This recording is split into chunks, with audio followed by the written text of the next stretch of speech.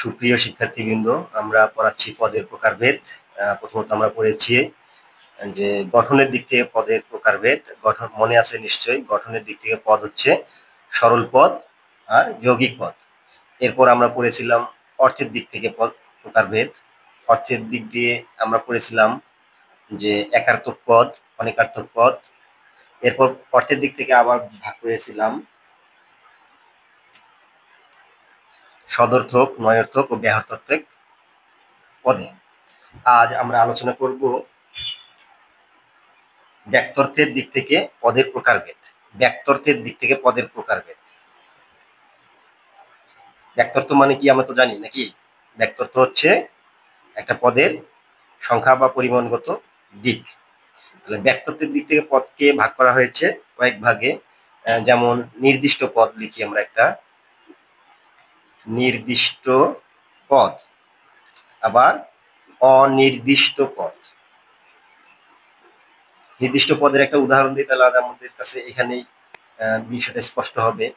যদি আমরা বলি যুক্তিবিদ্যার বইটি, যুক্তিবিদ্যার বই, তাহলে তোমার কাছে একদম নির্দিষ্ট হয়ে গেল যে আমি কোন বইটা চাচ্ছি।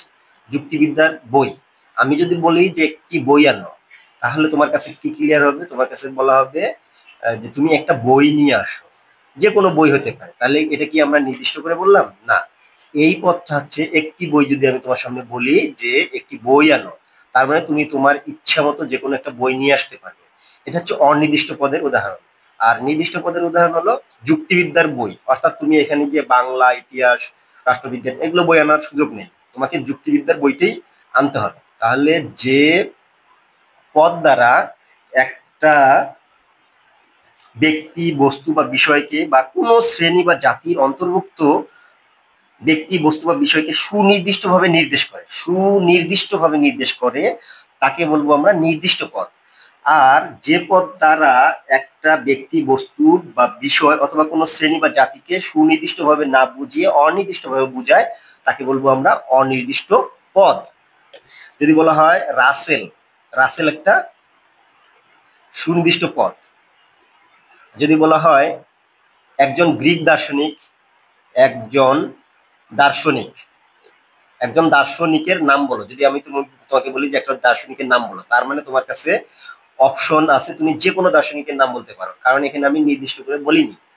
আর যদি বলি যে সক্রেটিসের নাম বলো, সক্রেটিস একটা নির্দিষ্ট পদ। ঠিক আছে? তাহলে আমাদের কাছে এটা ক্লিয়ার হলো যে যদি নির্দিষ্টভাবে কোনো কিছুকে মিন করে, তাহলে সেটা হচ্ছে নির্দিষ্ট পদ। আর নির্দিষ্টভাবে সুনির্দিষ্টভাবে যদি না বলে, সেটা হচ্ছে অনির্দিষ্ট পদ। এটা একদম সোজা। তাহলে আমরা আরো ভাগ করতে পারি বিশিষ্ট পদ ও সাধারণ পদ। বিশিষ্ট পদ বাংলা তাই একটু কঠিন মনে হচ্ছে। যদি আমি বলি যে সিঙ্গুলার, তাহলে তোমার কাছে এটা খুব সোজা মনে হবে। বিশিষ্ট হচ্ছে বাংলা, ইংরেজিতে হচ্ছে সিঙ্গুলার।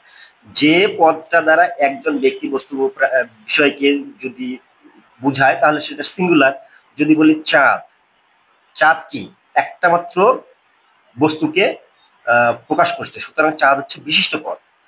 যদি বলি রহিম, অর্থাৎ একজন মানুষকে নির্দেশ করতেছে, তাহলে যেখানে একজন ব্যক্তি, বস্তু বা বিষয়কে বুঝায়, সেই পদটাকে বলবো আমরা বিশিষ্ট পদ, অর্থাৎ সিঙ্গুলার পদ। তোমরা যদি বিশিষ্ট মানে ইংরেজি যদি সিঙ্গুলার মনে রাখতে পারো, তাহলে বিশিষ্ট পদ কাকে বলে সেটা তোমরা খুব ইজিলি বলতে পারবে।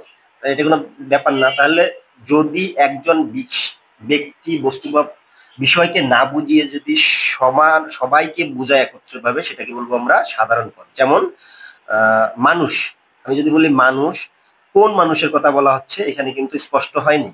মানুষ বলতে সকলকেই বোঝাচ্ছে। যদি বলি ছাত্র, কাকে বোঝাচ্ছি সেটা কিন্তু আমরা আইডেন্টিফাই করতে পারতেছি না।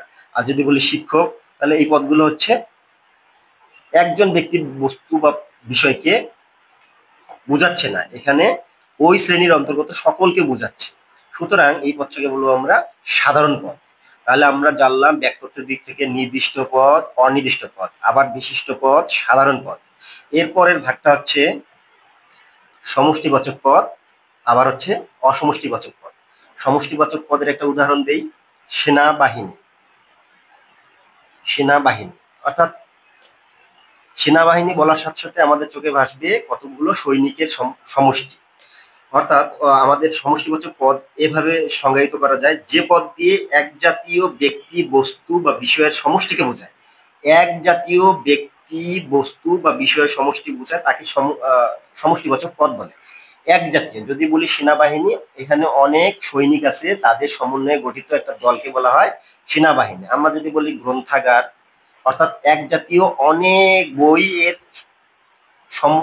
সমাহার এখানে আছে, এটাকে বলা হয় গ্রন্থাগার। এক জাতীয় অনেক বস্তুর সমষ্টিকে বুঝালে সেটাকে বলবো আমরা সমষ্টিবাচক পদ।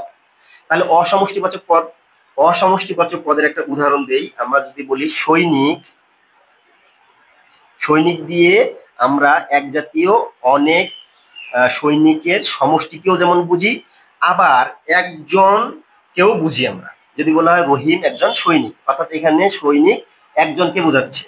তাহলে আমাদের এখানে অসমষ্টিবাচক পদ এর সংজ্ঞা এভাবে দেওয়া যায়, যে পদ দ্বারা একই গুণ বিশিষ্ট কোনো অনির্দিষ্ট ব্যক্তি, বস্তুকে একসাথে একটি শ্রেণী হিসেবে আবার পৃথকভাবে একক ব্যক্তি বা বস্তুকে নির্দেশ করে তাকে অসমষ্টিবাচক পদ বলে।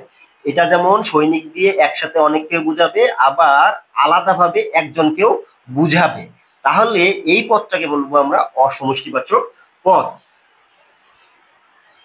যেমন মানুষ, মানুষ একজন ব্যক্তির ক্ষেত্রেও যেমন প্রযোজ্য, আবার একজন মানে এক সকল মানুষকেও বুঝাবে। সুতরাং এই পদটাকে বলবো আমরা অসমষ্টিবাচক পদ। তাহলে আমরা দেখলাম যে পদের প্রকার ভেদে গত ক্লাসে পড়েছিলাম গঠনের দিক থেকে পদ সরল পদ, যৌগিক পদ, অর্থের দিক থেকে একার্থক পদ, অনেকার্থক পদ, আবার অর্থের দিক থেকে আরো ভাগে ভাগ করা হয়েছে যে সদর্থক পদ, নয়ার্থক পদ, ব্যাহতার্থক পদ। ব্যক্তার্থের দিক থেকে পদকে ভাগ করা হয়েছে নির্দিষ্ট পদ, নির্দিষ্ট পদ দিয়ে নির্দিষ্ট ব্যক্তি, বস্তু বা বিষয়কে প্রকাশিত করা হবে, সেটা হচ্ছে নির্দিষ্ট পদ। অনির্দিষ্ট পদ হচ্ছে নির্দিষ্ট নয়, সুনির্দিষ্টভাবে না বুঝিয়ে অনির্দিষ্টভাবে বুঝাবে, সেটাকে বলা হয় অনির্দিষ্ট পদ। বিশিষ্ট পদ এর ইংরেজি হচ্ছে সিঙ্গুলার। সিঙ্গুলার মানে হচ্ছে একটা ব্যক্তি, বস্তু বা বিষয়কে নির্দেশ করবে যে পদ দ্বারা, সেই পদ হচ্ছে বিশিষ্ট পদ। সাধারণ পদ হচ্ছে একটা ব্যক্তি, বস্তু বা বিষয়কে নির্দেশ না করে একসঙ্গে অনেক কে যদি নির্দেশ করা, সেটাকে বলবো আমরা সাধারণ পদ। সমষ্টিবাচক পদ কেমনে করলাম, যে একই যে পদ দিয়ে এক জাতীয় ব্যক্তি, বস্তু বা বিষয়ের সমষ্টিকে বুঝায় তাকে বলা হবে সমষ্টিবাচক পদ। আবার এক জাতীয় ব্যক্তি, বস্তু বা বিষয়ের সমষ্টি প্লাস একজনকেও যদি বুঝায় সেটাকে বলবে পৃথকভাবে যদি বোঝায় সেটাকে বলবো অসমষ্টিবাচক পদ। এই হলো আমাদের পদের প্রকার ভেদে ব্যক্তত্বের দিক থেকে পদের প্রকারভেদ। এরপর আমরা আলোচনা করব জাত্যত্বের দিক থেকে পদের প্রকারভেদ। আশা করি তোমরা বাকি ক্লাসগুলো পড়বে, আর আগের ক্লাসটাও তোমরা দেখে আসবে যাতে করে পদের প্রকারভেদটা তোমাদের কাছে স্পষ্ট হয়।